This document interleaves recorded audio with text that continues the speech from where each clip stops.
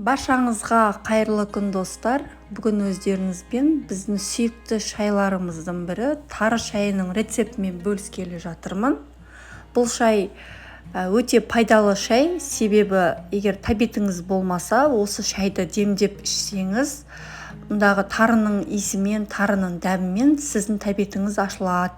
Және де емізулі әйелдерге де өте пайдалы, себебі бұл шай сүтті құнарлы етеді және сүтті шақырады.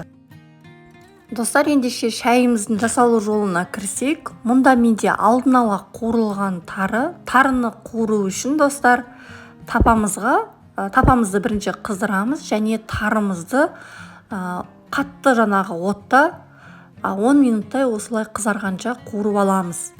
Менде тарым алдын ала қуырылғандықтан мен оны қазір жудым да мұздай суға құйып ыдысыма қайнаттым. Бір қайнағаннан кейін өшіріп, осылай шайнегімізге суымен тарымыздың өзін саламыз. Осы уақытта тарымызды қайнатып атқан уақытта шәугімге қайнатамыз шайымызды. Кипяток сахарлап ол да қайнап тұру керек. Мұнда менде қазір ыстық сүтімді құйдым.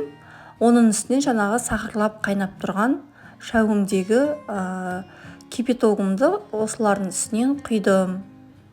Енді заварка салатын ыдысымды салып, оның үстінен заваркамызды, яғни шаймемізді, қара шайымызды салып, оның үстінен тағы кипятокпен құям да, бетін жауып қоям 1-2 минутқа. Арасында шайымды 2-3 қайтарып қоям. Сонда біздің шайымыз қоюланып, өз демін алып, демін алып тұрады. Достар, осымен біздің шайымыз дайын. Бұл шай өте пайдалы шайлардың бірі, өте керемет шайлардың бірі. Демдеп, әзірлеп көріңіздер.